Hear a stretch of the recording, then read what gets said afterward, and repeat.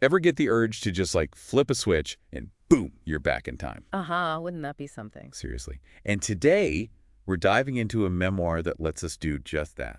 Oh, tell me more. It's called My Ireland, and it paints this incredibly vivid picture of rural Ireland in the 1940s and 50s. We're talking County Mayo. Okay, I'm picturing rolling green hills, that slower pace of life. Exactly. But also think about it. This is post-World War II, Right, Ireland was still finding its footing then. The economic boom hadn't hit yet. and the Catholic Church. Huge influence, right? Oh, absolutely, ingrained in everyday life. So who's our author? What's her story? Well, she starts with her family, Hmm? and it's clear her mother was a force of nature. Her father, sadly, passed away when she was young. Oh, that's so tough. It was. But you see this incredible woman, her mother, just taking charge, running their farm, raising her kids. And in that era, I can't imagine it was easy for a woman to do all that. Exactly.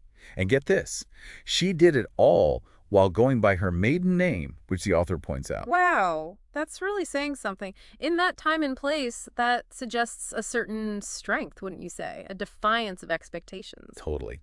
And you could tell it shaped how her daughter, our author, saw the world.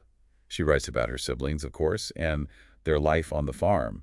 Oh, and their dogs, Bruno and Victor. Dogs. Okay, I'm intrigued. Apparently, Victor was this master hide-and-seek player. See, it's those little details in memoirs that get me. You start to feel like you're right there with them, experiencing it all. Right.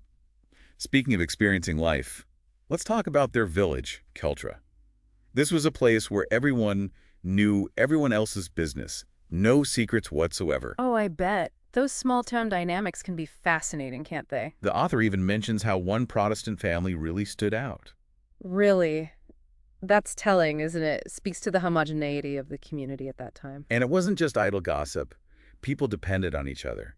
The author talks about farmers helping each other with plowing, harvesting. Right, that makes sense, especially back then when things weren't so mechanized. Oh, and threshing day. Apparently, that was a massive community event. I can imagine. All hands on deck. And get this, she talks about this tradition of sharing turns at the butter churn. The butter churn. What's that all about? So it wasn't just about being neighborly, although I'm sure that was part of it. They actually did it to appease the fairies. The fairies. Okay, now that's intriguing. Right, it's like this blend of practicality and, well, superstition. It's amazing how those beliefs were so intertwined with everyday life. Like, imagine believing in something so strongly that it affects how you churn your butter. What stands out to you about this connection between the seen and unseen world? You know, speaking of those unseen forces, the author mentions this whole thing about turf harvesting. Turf harvesting. Oh, you mean like cutting peat for fuel? Exactly. Yeah. And it wasn't just a quick chore. Oh, no, this was a huge deal.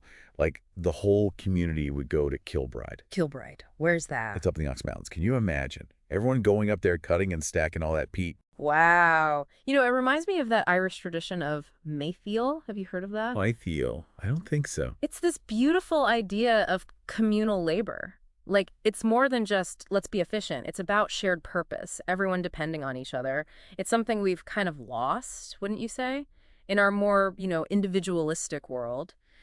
Makes you wonder, though, do you have any traditions like that in your family or community, where everyone comes together for some shared purpose? That's a really good question.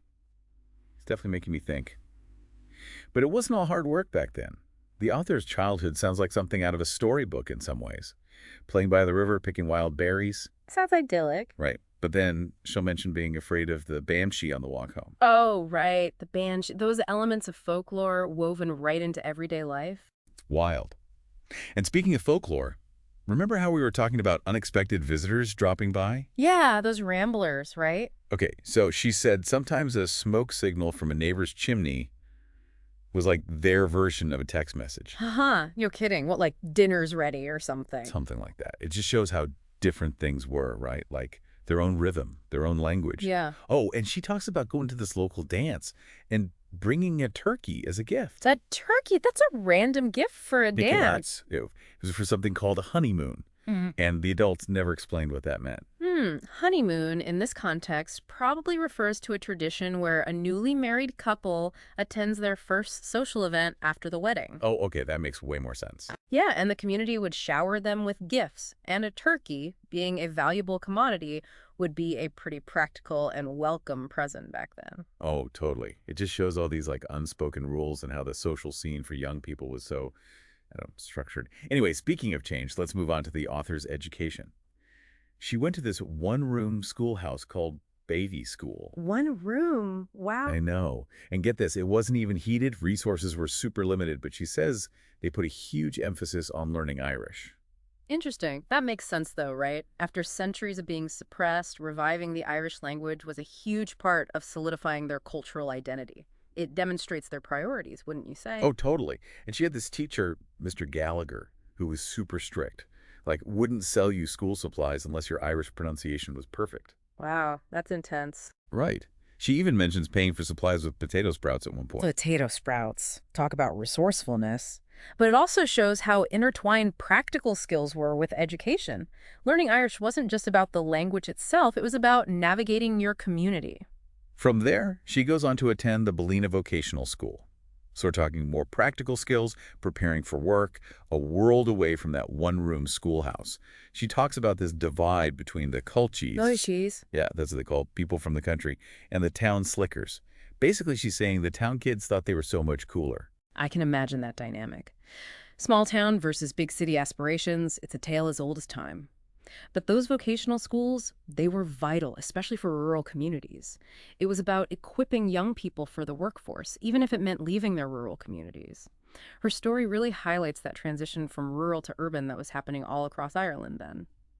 It's incredible how one memoir can reveal so much, isn't it? We're seeing this close community, the traditions, the folklore, but also those glimpses of a wider world.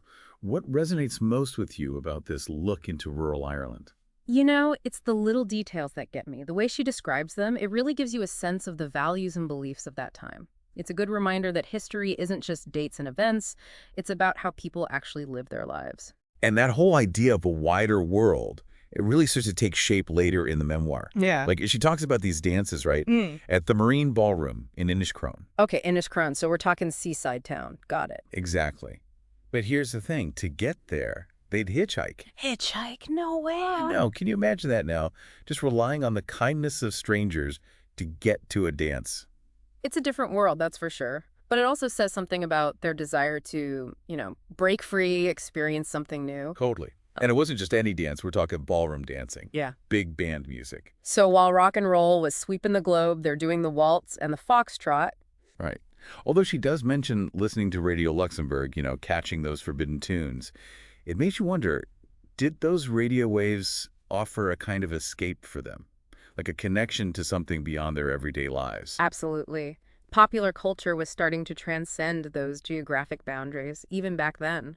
Oh, she also writes about going to dances at a country hall in Bonacologne. Okay, so a very different scene then. Oh, yeah, much more traditional. She talks about how the men would be on one side, the women on the other. Can you imagine the nerves involved in crossing that dance floor to ask someone to dance? Oh, I can only imagine. Those dances sound equal parts terrifying and exhilarating. Right. And she tells this funny story about this one guy who, before he would ask a woman to dance, he'd always wipe his glasses.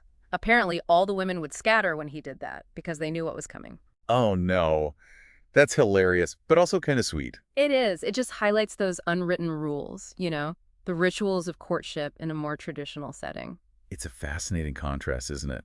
Ballroom dances with those hints of a changing world, and then these more traditional gatherings with their own set of expectations. And through it all, our author is growing up, figuring things out. Exactly. And eventually, she decides to take a leap and move to Dublin. On her own. On her own to work in the hotel industry. Wow. What made her choose that path? She doesn't go into a ton of detail, but it seems like she was drawn to the excitement of city life, the opportunities it offered, and she lands a job at the Four Courts Hotel, jumps right in, learns the ropes purchasing, inventory, managing staff. Sounds like a crash course in the hospitality industry. Totally. She even mentions mastering silver service in their formal dining room. Okay, that sounds incredibly tough. It does, doesn't it? But you can tell she was driven, eager to learn. And it wasn't just about the work. She embraces life in Dublin, exploring museums, going to concerts, even navigating the public transportation system, which, let's be honest, can be an adventure in itself. No kidding. It's like watching her blossom, This young woman from rural Ireland taking on the big city. It's a classic story, isn't it? And like any good coming-of-age story, friendships play a huge role. She talks about Fionnuala, who introduces her to the cultural scene in Dublin, and Mary, a fellow hotel trainee who shares her sense of adventure. They become her anchors in this new world. That makes sense. When you're venturing out like that, having those close connections makes all the difference. Absolutely. And it reminds us that even though this memoir takes place decades ago, some things are universal. The yearning for connection, chasing those dreams, that bittersweet act of leaving home to figure out who you are, those are timeless experiences. It's so true. So as we wrap up our deep dive into My Ireland, what stands out most to you about the author's journey? That evolution from rural life to navigating the bustling streets of Dublin. You know, it's her resilience that strikes me, her ability to embrace change even when it's daunting. And through it all, she never forgets where she came from. Those early experiences in rural Ireland, they shaped her, and those threads connect her to her past even as she builds a new life for herself. My Ireland isn't just a glimpse into the past, is it? It's a reminder that every life, no matter how ordinary it might seem, holds these extraordinary stories. And it makes you wonder what stories from your own life, from your family history, are waiting to be discovered and shared.